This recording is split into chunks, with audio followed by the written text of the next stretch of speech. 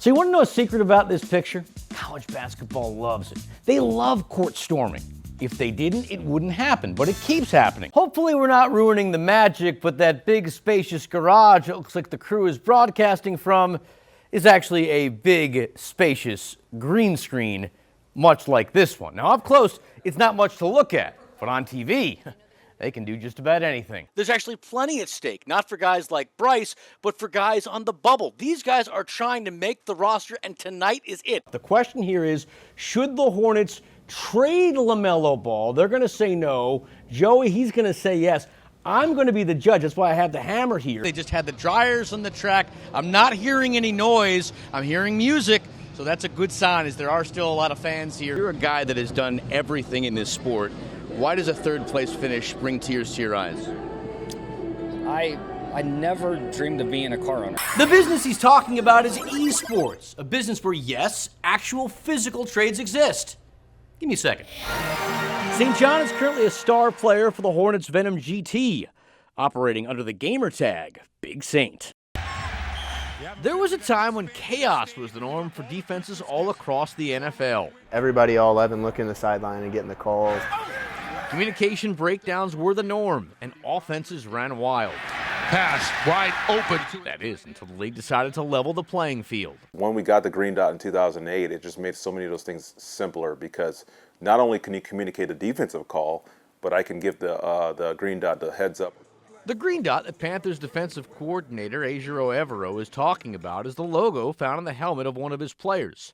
Typically, it's the middle linebacker that wears it. They're in the middle of the defense. And that's why they've got the radio in their helmet, allowing crucial information to be streamlined from the sideline. Starts off with the calls, obviously, and I mean that could be the front, the coverage, any alerts, checks we have, and then he might say like, hey, tell so-and-so this and tell so-and-so that. He's usually pretty good about not having too many things. Inside the headset, the player hears this. The sound is pretty clear, but when you have tens of thousands of screaming fans, it can get a little challenging. Sometimes it is hard to hear, so you see the guys cover up their ears or whatever to hear it. Communication is a one-way street, meaning coaches can talk to the player, but not the other way around. I don't want to hear what they have to say. That's because there's quite a bit of hurry-up involved. Instructions start once the play clock begins. Once it reaches 15 seconds, it just goes up beep, beep, beep, and then it's off. From there, it's the responsibility of the person with the green dot to pass along the information to the other players on the field. If you don't get the call to the guys, the offense ain't waiting for you to get the call. As you can imagine, it can get pretty stressful. Quick pass to get that and then some. Then again, for a couple of years there, when the offense had and the defense didn't, there was a big, in my opinion, competitive advantage for them. It is better than the alternative. Lacett, Lock and Luke kick off live. If you were watching the Panthers and Bucks play their games side by side this afternoon, man, were you on a roller coaster. Both games kicked off around 1. Both had to frustrate Panther fans to no end. We'll start with Tampa. They were at one point good this year. Now they're not. Back in the second quarter, they were having all sorts of problems. Miami was leading 17-7 at the break. While that was happening, Carolina was holding its own against the best team in the NFC. The Panthers and Seahawks were actually tied at 3 going into the second half. Remember, a win would have clinched the division for Carolina over Tampa, but that never happened. In the third quarter, Carolina suffered a major meltdown. Right after they picked off Sam Darnold, Chuba Hubbard fumbled the ball. It would lead to a touchdown. Seahawks led 10-3. Next drive for the Panthers, they looked to respond, but look what happened. Bryce Young throwing, he's going to get picked off. Julian Love with the interception. Seattle getting it back in Carolina territory, and they would cash in moments later. Darnold, 1 touchdown pass on the day. It happened on this 17-yard strike to A.J. Barner. 14 straight from the Seahawks. They were up 17-3 going into the fourth. Panthers would go on to lose this one 27-10. And if that weren't bad enough, the Bucks lost to the Dolphins 20-17. So a lost opportunity for the Panthers, and now it all comes down to next week. Win that game, the division is Carolina's. After an up-and-down season, maybe it's only fitting it ends that way. For more on what happened, though, today at the bank, we send it back out to Gabe and Gia. That's just great football, and so I'm really proud of him for, just playing with the kind of effort that we were expecting from him. Man, it sounds like Panthers rookie Nick Scorton made a real good impression in his first ever preseason game. In the loss to the Browns, he finished with 2 tackles. However, it was the play in which he didn't get the hit that had everyone talking.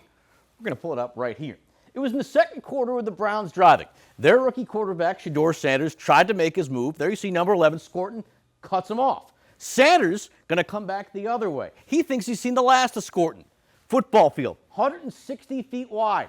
In 6 seconds, Scorton turned on a dime, came back the other way, and was able to force him out. The last time the Hornets were this hot, we were seriously worried about a thing called Y2K. They won 9 in a row in '99, and 27 years later, they've finally done it again. It's just like old times in Charlotte. The thrill is back, and so is CSL. He's Joey Ellis. I'm Mike Lacett. Thanks so much for joining us. Yeah, happy Super Bowl Sunday. Hornets looking for a 9th straight win tonight. They took on the Hawks in Atlanta. Charlotte got off to a slow start, but by the second quarter, they were in full gear. LaMelo Ball, hoop and foul. He had 19 games, was tied at the break. Third quarter, Hornets taking their play up a notch. Check out Miles Bridges. We're going to zoom in on him because we want you to see him beat everybody down the court. Melo saw it from a mile away. The result, an alley-oop jam. Charlotte up 4, Bridges with a team-high 26. End of the quarter now. Charlotte finishing very, very strong. Trey Mann getting some playing time at last. He made the most of it. Tough 3. Charlotte up 8 going into the final period. Fourth quarter, Hawks got close, but Con Knippel says that is close enough. Off some great ball movement, he knocks down the 3 ball. Con had 23. Hornets made their free throws down the stretch. They hold on to win it 126-119. 9 straight wins. First time that's happened since April of 1999. Charlotte just 1 victory away from tying a franchise record for most wins in a row. It's not as if he has a secret identity, but it does feel like Michael Malloy is living 2 distinct lives. I'm gonna tell you this story, and it's like, even I don't really believe it. Like, I feel like I'm living somebody else's life. That's putting it mildly. Back home in Minnesota, he's a self-proclaimed tech nerd. However, once he enters Charlotte city limits, this 51-year-old becomes bigger than Elvis. And there was a couple with Panthers jerseys on sitting kitty corner, and they were like, sorry, I don't want to burst your bubble, but are you the guy? Have you ever had $150,000 in your hand? It was him, all right. The seemingly overnight Queen City phenomenon known as Carolina Mike. Here's exactly what I would do. It's sitting at 3 million views right now. His hit song, If I Had $150,000, was actually first released in 2023. And it was not about football. What? I don't even really wear a watch. To very little fanfare, to zero fanfare. But there was something about the beat that kept this karaoke wizard coming back for more. And so one night last summer, he decided to create a new music video and post it to TikTok. The fact he didn't change clothes was completely by accident. If you had $150,000. I was dressed in the fit, right? And I was actually going it wasn't like I put that on as like a put on. Like, that was what I was wearing. The outfit, as well as his dance, created the perfect storm. Since I'm throwing up the fake money, let me actually make it like Monopoly money or something. But yet, to his surprise, his followers still wanted more. People were asking questions like, where's the rest of the song? Because it was just the one verse. So on a whim, Malloy, a Camden, South Carolina native, went back to his roots. Might get me some Panthers season ticks. Just might get a tiny home in the sticks. And that is when things really got crazy. Heck no, I ain't sharing. I'ma eat them all up. First off, shout out to Roaring Riot. Okay, Roaring Riot is the fan org that flew me out. Malloy arrived to Charlotte that game day earlier this November like a tour de force. November 9th was like a huge day for me. There were interviews and live concerts, including one at the bank in front of a packed stadium. And then when I came down, people had money. The money that I had thrown, they had money and they were asking me to autograph. I was like, I am a regular dude. Maybe back in Minnesota he is, but here in the Carolinas, it was awesome, actually. Carolina Mike is a living legend.